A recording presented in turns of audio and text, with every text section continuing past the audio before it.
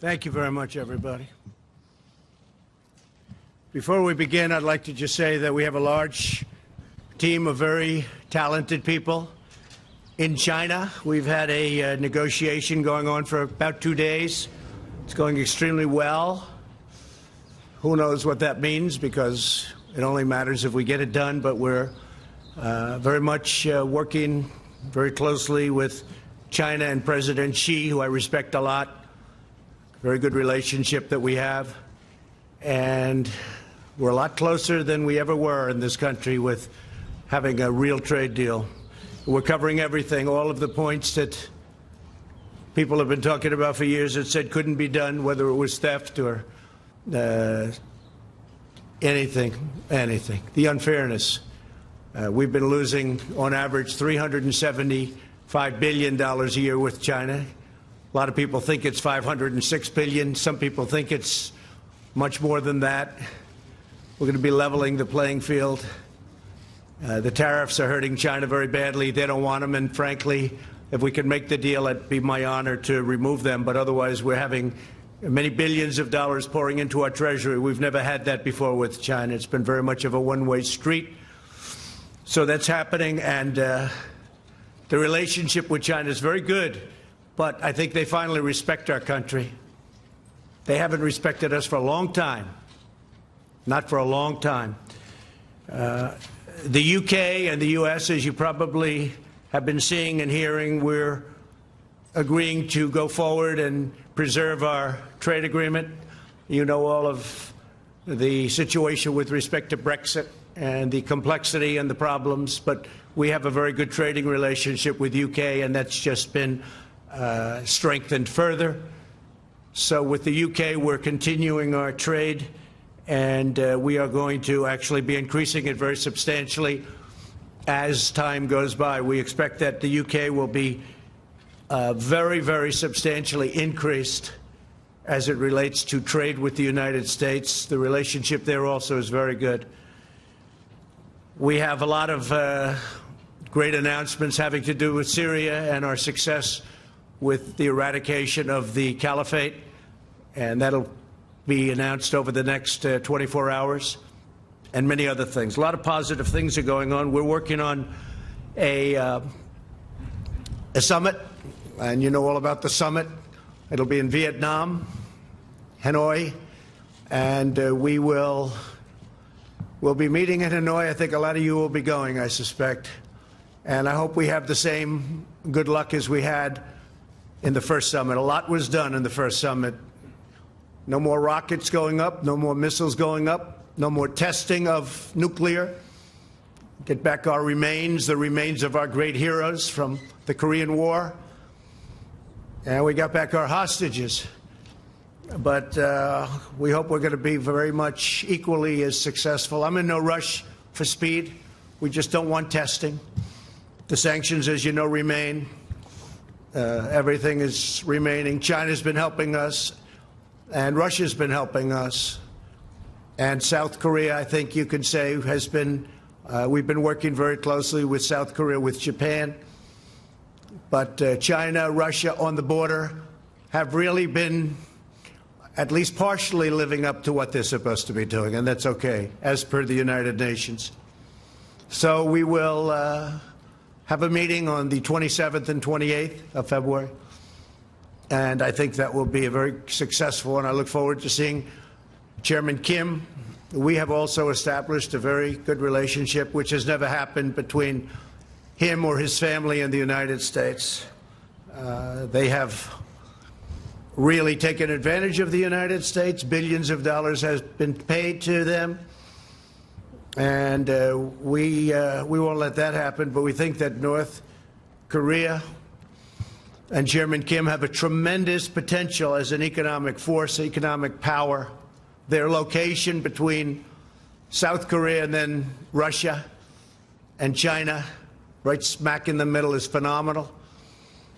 And we think they have a great chance for tremendous economic prosperity in the future. So I look forward to seeing Chairman Kim in Vietnam.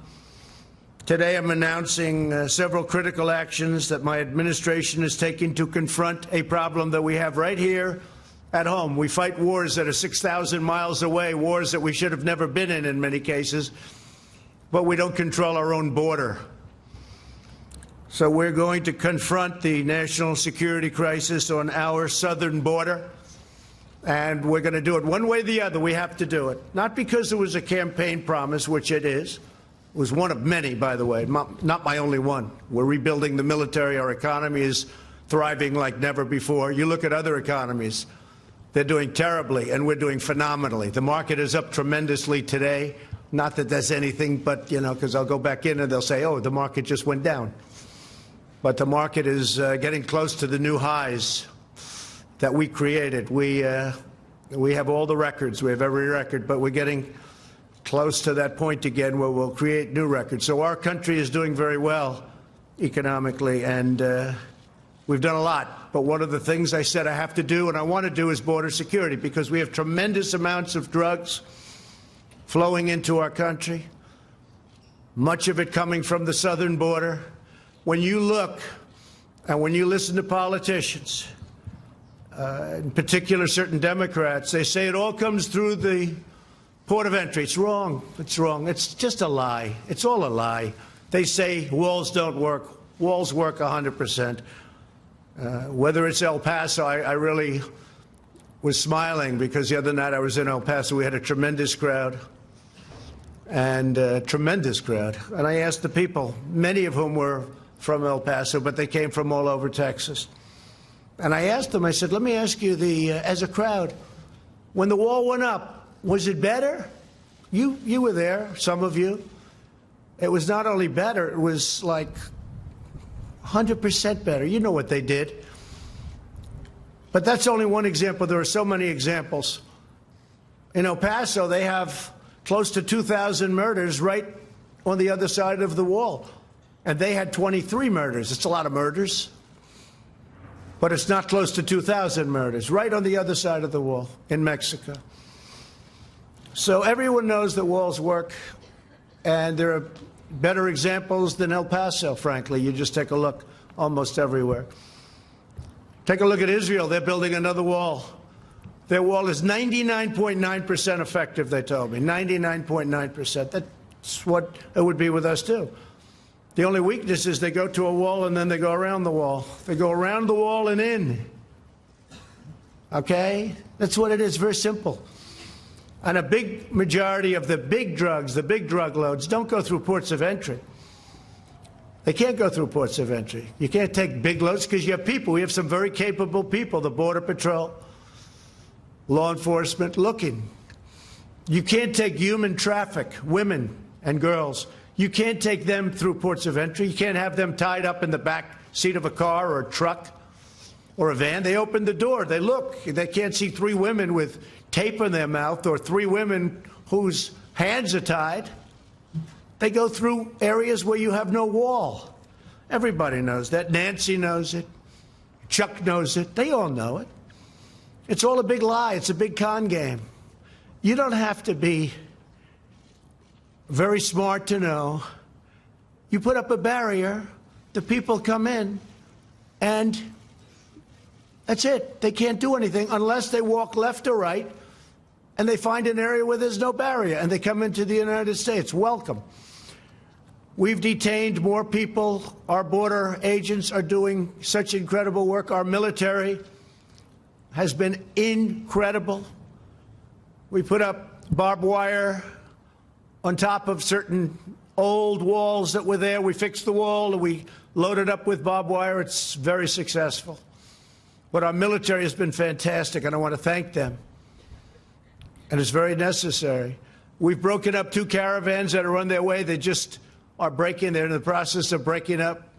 We have another one that we haven't been able to break up yet. We've been actually working with Mexico much better than ever before. I want to thank the president. I want to thank Mexico. They have their own problems. They have the largest number of murders that they've ever had in their history. Almost 40,000 murders. 40,000. And they got to straighten that out, and I think they will. But I just want to thank the president because he's been helping us with these monstrous caravans that have been coming up. We had one that was up to over 15,000 people. It's largely broken up. Others have gotten through. And in Tijuana, you have a lot of people staying there. If we didn't have the wall up and if we didn't have the wall secured and strengthened, they would have walked right through. They'd be welcome to the United States.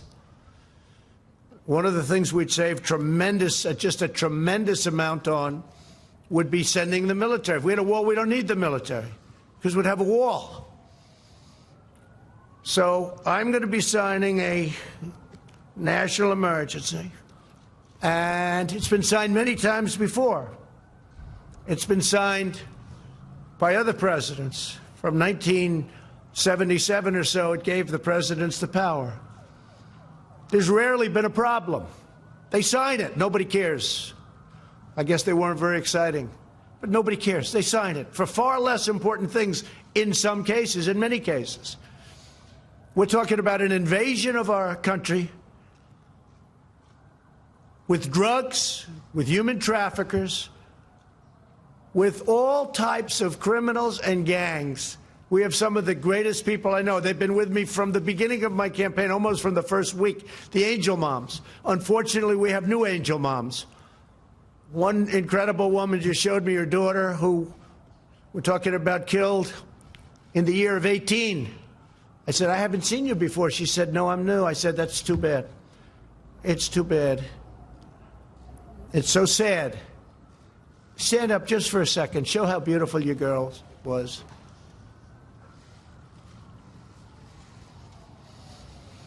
Thank you. I have such respect for these people. Angel moms, angel dads, angel families. I have great respect for these people. These are great people. These are great people. They're fighting for their children that have been killed by people that were illegally in this country. And the press doesn't cover them. They don't want to, incredibly. And they're not treated the way they should be. They're fighting for other people because they don't want what happened to their children or husband or anybody.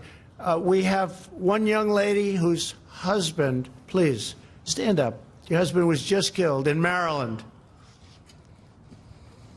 Incredible man, just killed. Beautiful children won't be seeing their father again. These are brave people. These are people that they don't have to be here. They don't have to be doing this. They're doing it for other people. So I just want to thank all of you for being here. Okay, I really do. I want to thank you, incredible people. Last year, 70,000 Americans were killed, at least. I think the number is ridiculously low, by drugs, including meth and heroin and cocaine, fentanyl. Now, one of the things that I did with President Xi in China when I met him in Argentina at a summit, before I even started talking about the trade, it was a trade meeting. It went very well, but before I talked about trade, I talked about something more important. I said, listen, we have tremendous amounts of fentanyl coming into our country, kills tens of thousands of people. I think far more than anybody registers.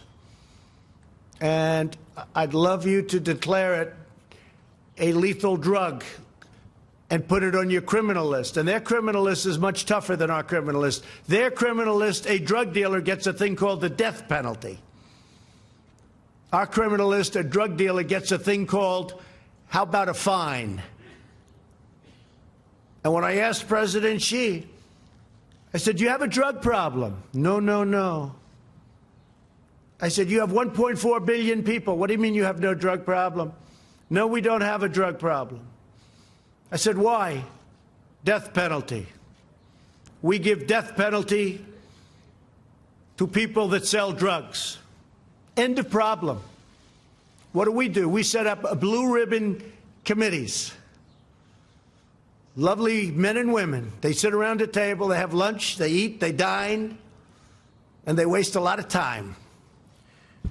So if we want to get smart, we can get smart. You can end the drug problem. You can end it a lot faster than you think. But President Xi's agreed to put fentanyl on his list of deadly drugs, and it's a criminal penalty, and the penalty is death. So that's frankly one of the things I'm most excited about in our trade deal. You want to know the truth? I think maybe there's no more important point. We're going to make billions of dollars with this trade deal. It's going to be great for our country and great for China, I hope. Their market's down close to 40%. Our market's way up. We've picked up, since my election, trillions of dollars of worth. Trillions, many trillions. And China's lost trillions of dollars. But I want it to be good for China, and I want it to be good for the United States. So we'll see what happens. China's coming here next week, by the way. They're coming home, the traders. And then China's coming here next week. And then I'll be meeting with President Xi at some point after that to maybe for some remaining deals, we'll make them directly one-on-one ourselves. So we're going to be signing today and registering national emergency. And it's a great thing to do because we have an invasion of drugs, invasion of gangs, invasion of people, and it's unacceptable. And by signing the national emergency, something signed many times by other presidents, many, many times, President Obama. In fact, we may be using one of the national emergencies that he signed having to do with cartels, criminal cartels. It's a very good emergency that he signed, and we're going to use parts of it in our dealings on cartels. So that would be a second national emergency, but in that case, it's already in place. And what we really want to do is simple. It's not like it's complicated. It's very simple. We want to stop drugs from coming into our country. We want to stop criminals and gangs from coming into our country. Nobody's done the job that we've ever done. I mean, nobody's done the job that we've done on the border. And in a way, what I did by creating such a great economy, and if the opposing party got in, this economy would be down the tubes. You know, I hear a lot of people say, oh, well, but maybe the previous administration. Let me tell you, the previous administration, it was heading south, and it was going fast. We would have been down the tubes. The regulations were strangling our country, unnecessary regulations. By creating such a strong economy, you just look at your televisions or see what's going on today, it's through the roof. What happens is more people want to come. So we have far more people trying to get into our country today than probably we've ever had before. And we've done an incredible job in stopping them, but it's a massive number of people. If we had the wall, it would be very easy. We would make up for the cost of the wall just in the cost of the fact that I would be able to have fewer people. We wouldn't need all of this incredible talent, some of whom are sitting in the first row. You wouldn't need all of this incredible talent. We would get thousands of law enforcement people, including Border Patrol. You put them in different areas. You have them doing different things. Law enforcement and Border Patrol. And I want to thank law enforcement, and I want to thank Border Patrol, and I want to thank ICE. ICE is abused by the press and by the Democrats. And by the way, we're going to be taking care of ICE. You know, we talk about the new bill. We're going to be taking care of ICE. They wanted to get rid of ICE. And the bill is just the opposite of that. A lot of good things happen. So that's the story. We want to have a safe country. I ran on a very simple slogan, make America great again.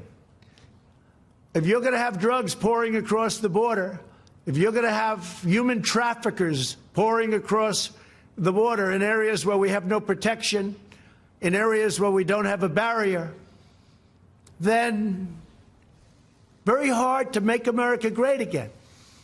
But we've done a fantastic job, but we haven't been given the equipment. We haven't been given the walls.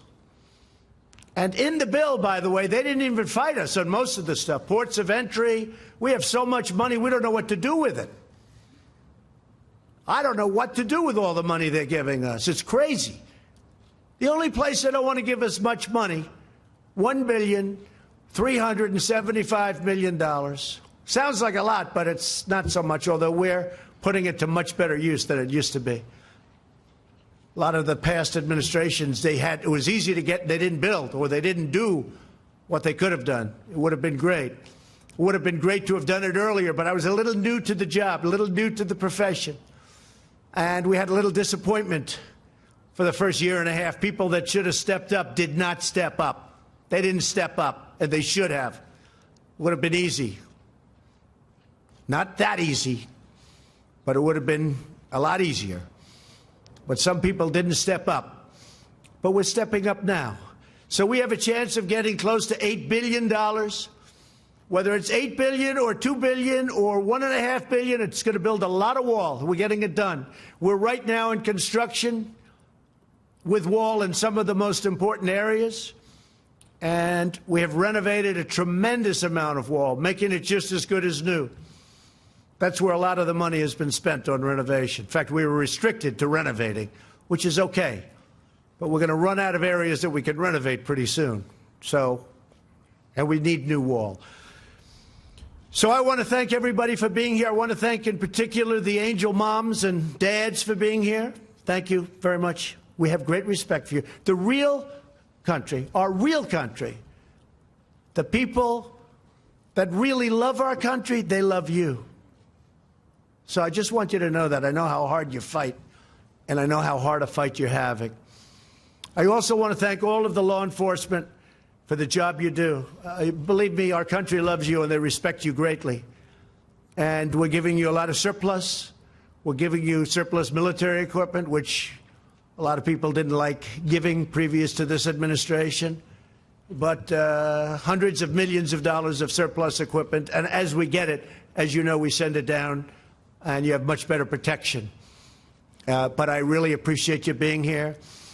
So the order is signed, and I'll sign the final papers as soon as I get into the Oval Office, and we will have a national emergency, and we will then be sued, and they will sue us in the Ninth Circuit, even though it shouldn't be there. And we will possibly get a bad ruling, and then we'll get another bad ruling, and then we'll end up in the Supreme Court, and hopefully we'll get a fair shake, and we'll win in the Supreme Court. Just like the ban, they sued us in the Ninth Circuit, and we lost, and then we lost in the appellate division, and then we went to the Supreme Court, and we won. And it was very interesting, because yesterday they were talking about the ban, because we have a ban. It's very helpful. Madam Secretary, is that right? Without the ban, we'd have a bigger problem. We have a ban on certain areas, certain countries, depending on what's going on in the world. And we won. But somebody said, President Trump lost on the ban. Well, he was right. I lost at the lower court. He didn't say that we ultimately won at the United States Supreme Court. They didn't want to say that. They didn't want to go that far. They were saying how I lost. The person sitting right up here, Donald Trump lost on the ban. Yeah, I did. And then I lost a second time. You should have said that, too. And then it went to the Supreme Court, and I won. Didn't want to take it that far. But we won on the ban, and we won on other things, too. The probably easiest one to win is on declaring a national emergency, because we're declaring it for virtual invasion purposes, drugs, traffickers, and gangs. And one of the things, just to finish, we have removed thousands of MS-13 gang monsters. Thousands. They're out of this country. We take them out by the thousands, and they are monsters. Okay. Do you have any questions? Yeah. John, go ahead. Yes. You were prepared. Mr. President, a lot of the money... Were you saying I was prepared? What, with the microphone and prepared I thought for you questions? meant I was prepared. I couldn't believe you said that. People don't like saying that. You were prepared for questions. I am prepared. I'm always prepared. A lot of the money that goes to count toward your $8 billion is money that's being reprogrammed in the DOD budget. How can you guarantee to military families and to our men and women of the military that none of the money that would be reprogrammed to a wall will take away from other technology, other renovations, construction that is desperately needed in our military? So, John, we had certain funds that are being used at the discretion of generals, at the discretion of the military. Some of them haven't been allocated yet, and some of the generals think that this is more important. I was speaking to a couple of them. They think this is far more important than what they were going to use it for. I said, what were you going to use it for? And I won't go into details, but didn't sound too important to me. Plus, if you think, I've gotten $700 billion for the military in year one, and then last year $716 billion, and we're rebuilding our military.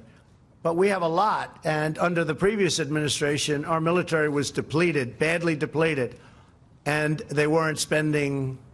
I mean, they had a much smaller amount of money.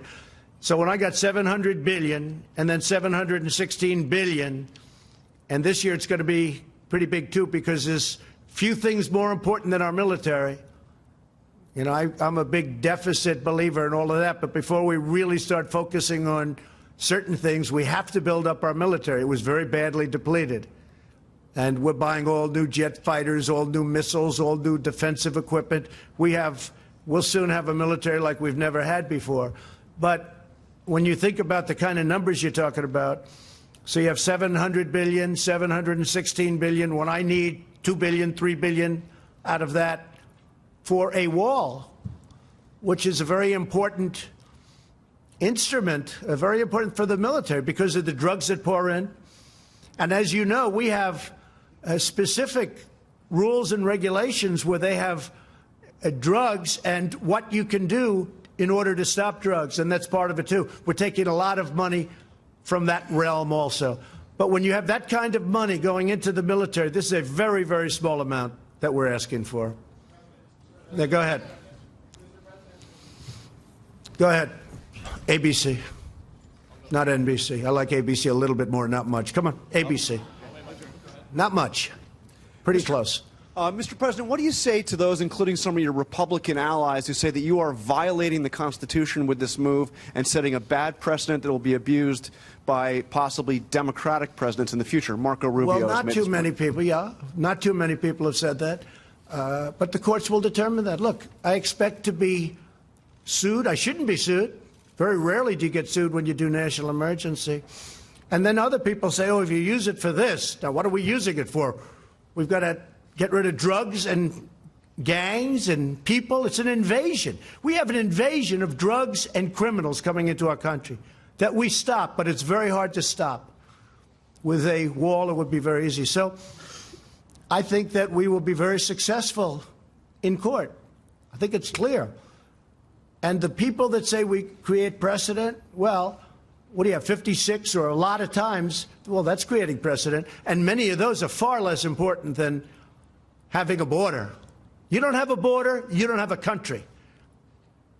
You know, we fight, before I got here, we fight all over the world to create borders for countries. But we don't create a border for our own country. So I think what will happen is, sadly, we'll be sued, and sadly, it'll go through a process, and happily we'll win, I think.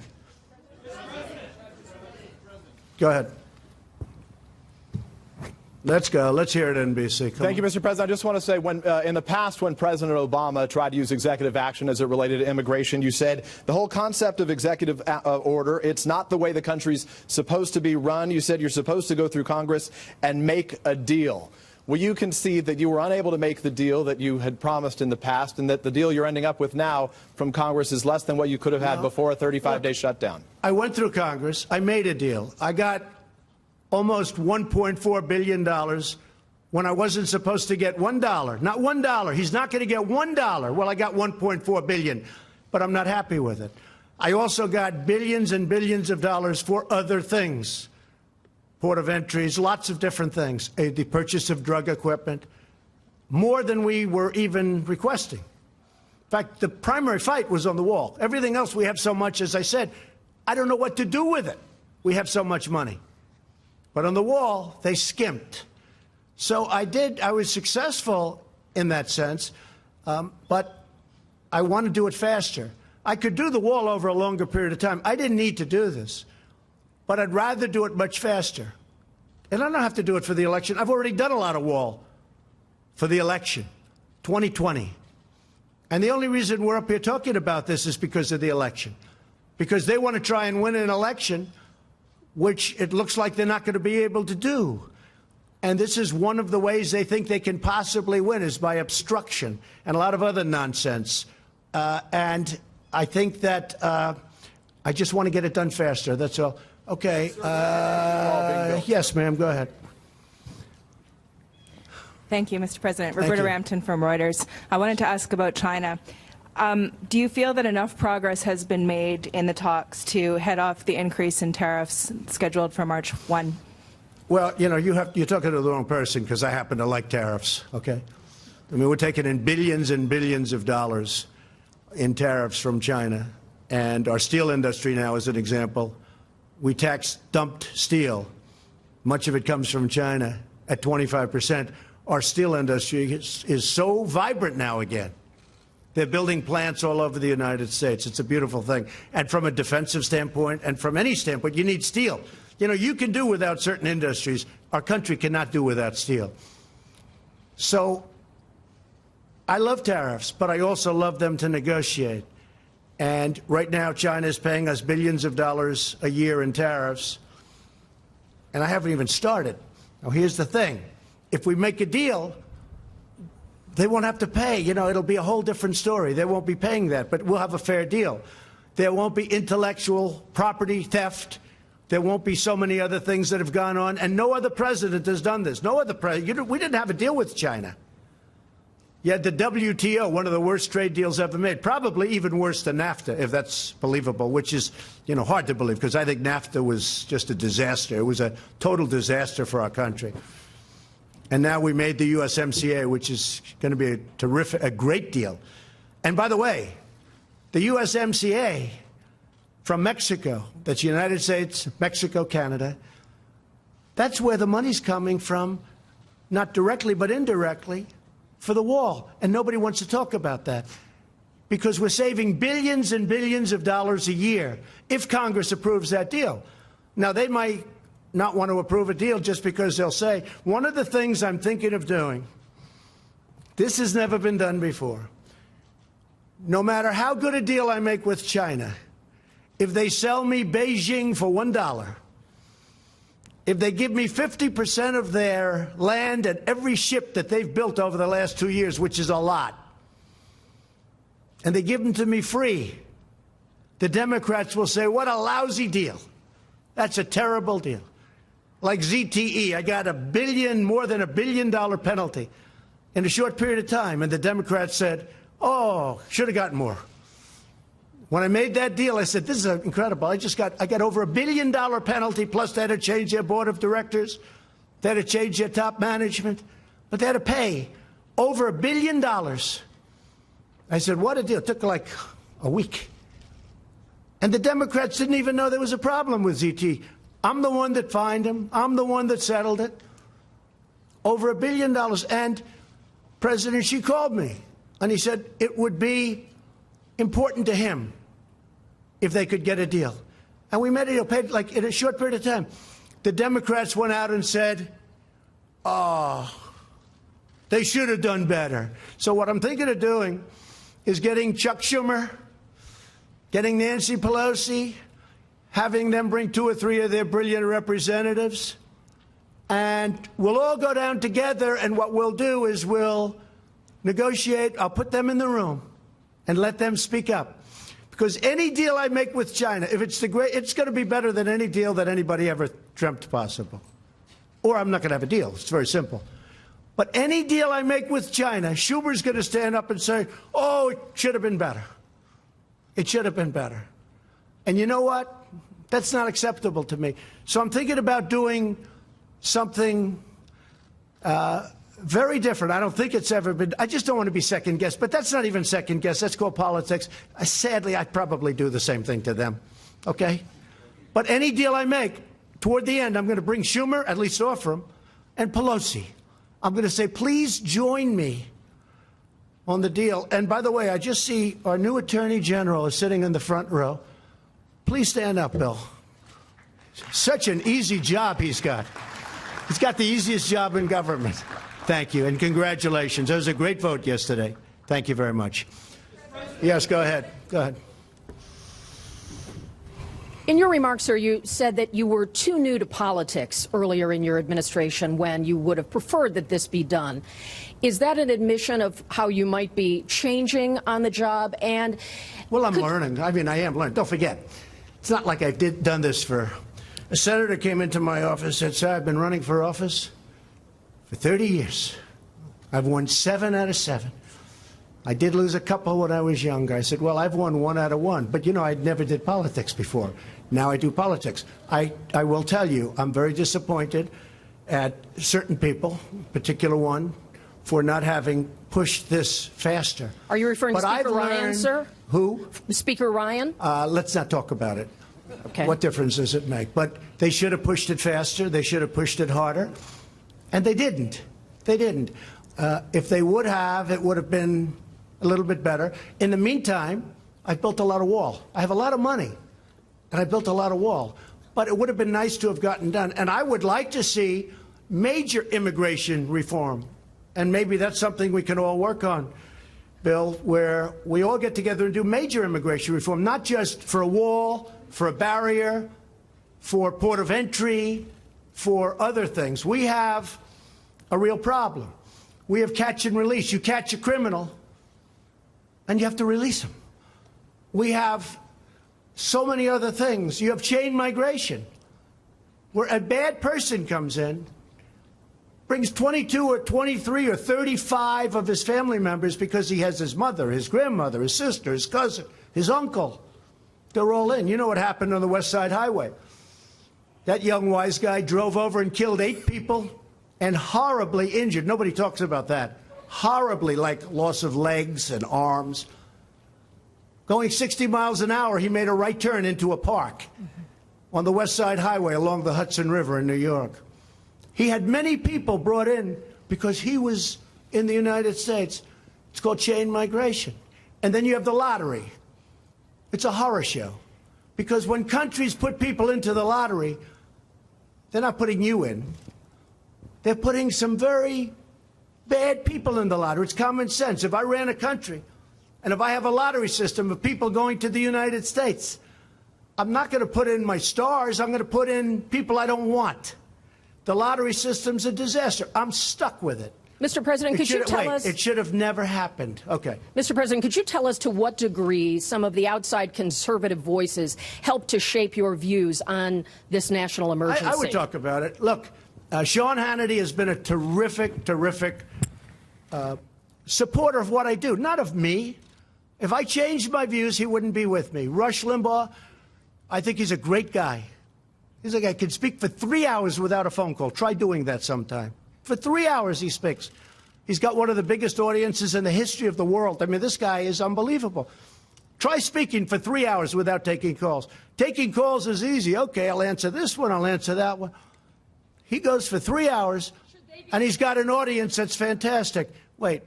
Should they be deciding policy, sir? They don't decide policy. In fact, if I went opposite, I mean, they have somebody, Ann Coulter. I don't know her. I hardly know her. I haven't spoken to her in way over a year.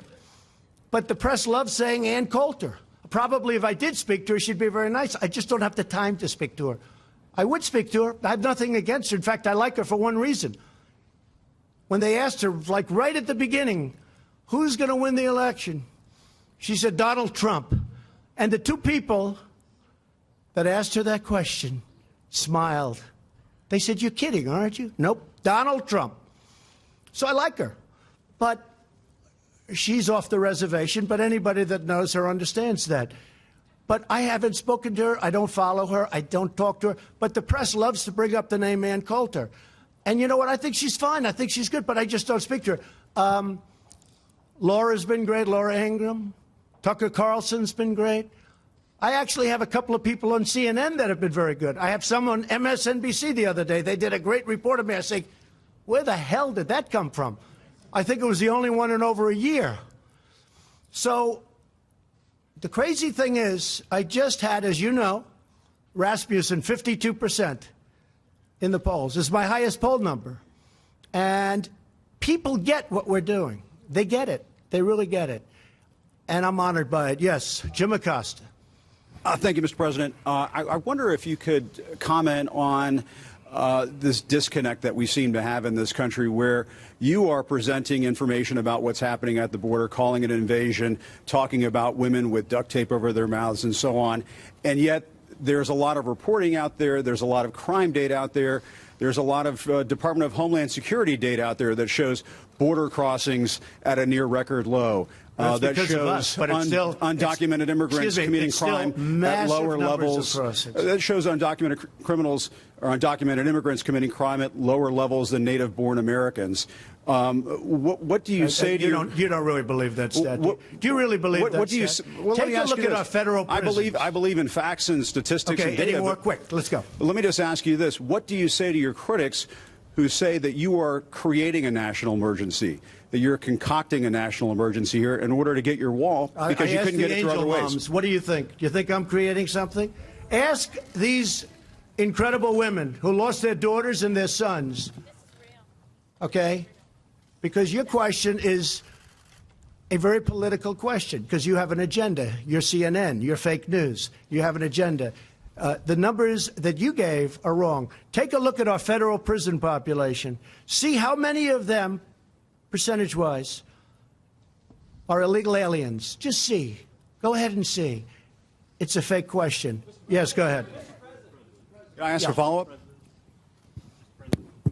Thank you, Mr. President. Just to follow up on that, unifying crime reporting statistics, numbers from your own Border Patrol, numbers from this government show that the amount of illegal immigrants are down. There is not violence on the border. And that there's most not violence on the there's border? not as much violence Oh, really? as. Let me, you had wait a minute, 26 people. Let me finish the killed. question, please. Let me finish the question. 2 weeks please. ago, 26 people were killed in a gunfight on the border. I understand what you're saying. A mile away from where I went. I was there. I understand. That's not the question. The question is. Do we forget about that? No, I'm not forgetting about it. I'm asking you to clarify where you get your numbers, because most of the DEA crime reporting statistics that we see show that drugs are coming across at the ports of entry, that illegal immigration is down, and the violence is down. Okay. So what do you base your facts on? Come on, let's go. Secondly... no, you get one. You get one. Well, the second question is... Wait, sit down. Sit down. Could you please answer? Sit down. You get one question. I get my numbers from a lot of sources, like Homeland Security, primarily. And the numbers that I have from Homeland Security are a disaster. And you know what else is a disaster? The numbers that come out of Homeland Security, Kirsten, for the cost that we spend and the money that we lose because of illegal immigration. Billions and billions of dollars a month. Billions and billions of dollars. And it's unnecessary. So your own government stats are wrong, are you saying? No, I use many stats. Could you share those stats with us? Let me tell you, you have stats that are far worse than the ones that I use. But I use many stats, but I also use Homeland Security. All right, next question. And do you, wait a minute, just a quick follow-up, Mr. Go, please.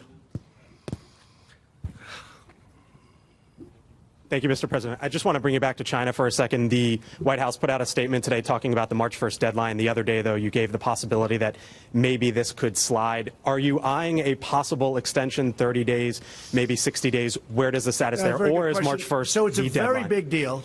I guess you could say it's like, must be the biggest deal ever made if you think. Trade with China. How big does that get? Although, if you look, the USMCA is right up there. But it's very complicated. There are many, many points that we're bringing up that nobody ever brought up or thought to bring up, but they're very important because we were on the wrong side of every one of them. There is a possibility that I will extend the date.